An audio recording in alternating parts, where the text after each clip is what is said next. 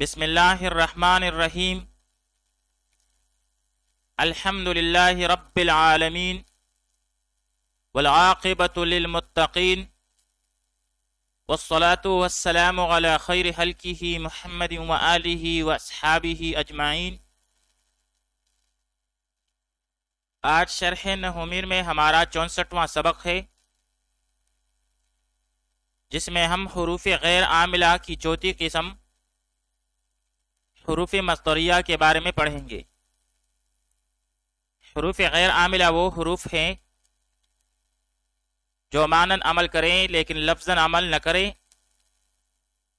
پھر اس کی 16 قسمیں ہیں: حروف تنبیہ، حروف ایجاب، حروف تفسیر، حروف مقدریہ، حروف تحدید، حرف توقع، حروف استفہام، حروف ردع، تنوین، نون تاکید، حروف زائدہ، حروف شرط، لولا، لام مفتوح، ما بمعنی مادامہ، اور حروف عطف۔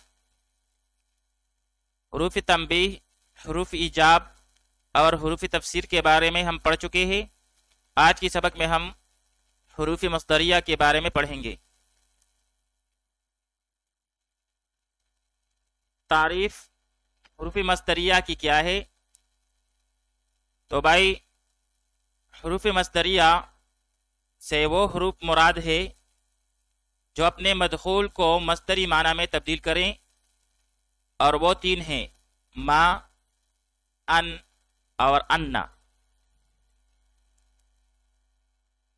حروف مصدریہ سے مراد وہ حروف ہیں جو اپنے مدخول کو مصدری معنی میں تبدیل کریں، اور وہ 3 ہیں: ما، ان اور انا۔ آئیے اب ان کے استعمال کے بارے میں پڑھ لیتے ہیں۔ تو بھائی، ان میں سے جو ما ہے اور ان ہے، یہ جملہ فعلیہ پر داخل ہوتے ہیں اور اس کو مصدر کی تعبیر میں کر دیتے ہیں، جیسے وَضَاقَتْ عَلَيْهِمُ الْأَرْضُ بِمَا رَحُبَتْ۔ تو یہاں پر ما رحبت، یہاں پر جو ما ہے یہ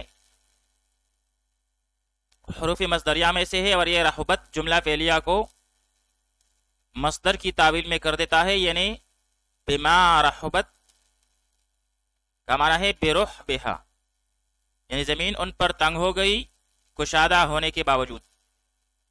اسی طرح اعجبنی ان تقوم، تو یہاں پر ان جو ہے یہ تقوم جملہ فعلیہ پر داخل ہوا ہے اور اس کو مصدر کی تعبیر میں کر دیتا ہے، یعنی اعجبنی قیامک، مجھے عجب میں ڈالا تیرے کھڑے ہونے نے۔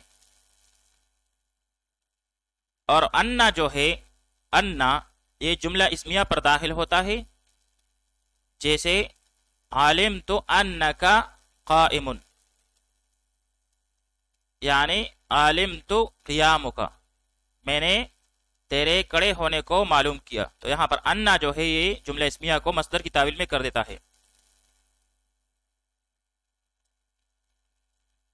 مصدر مؤول کیا ہے؟ تو بھائی، دونوں صورتوں میں، یعنی ما اور ان کی صورت میں یا انا کی صورت میں، دونوں میں فعل یا جملہ اسمیہ جو ہے یہ ان حروف کے ساتھ مل کر مصدر مؤول یعنی تعبیر کیا ہوا مصدر کہلاتا ہے۔ پھر سوال یہ ہے کہ ان اور انا کس وقت عامل اور کس وقت غیر عامل ہوتے ہیں؟ بھائی، ان جو ہے جب فعل ماضی پر داخل ہو تو وہ غیر عامل ہوتا ہے، اور فعل مضارع پر داخل ہو تو وہ عامل ہوتا ہے۔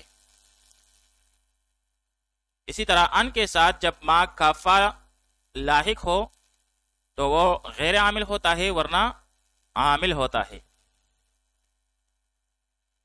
جبکہ انا جو ہے یہ اسم پر عامل اور فعل پر غیر عامل ہوتا ہے۔ ایک بات واضح رہے کہ ما استفہامیہ یہ اسمیہ ہے، ما استفہامیہ اسمیہ ہے، اس کو حروف میں شمار کرنا مسامحت ہے۔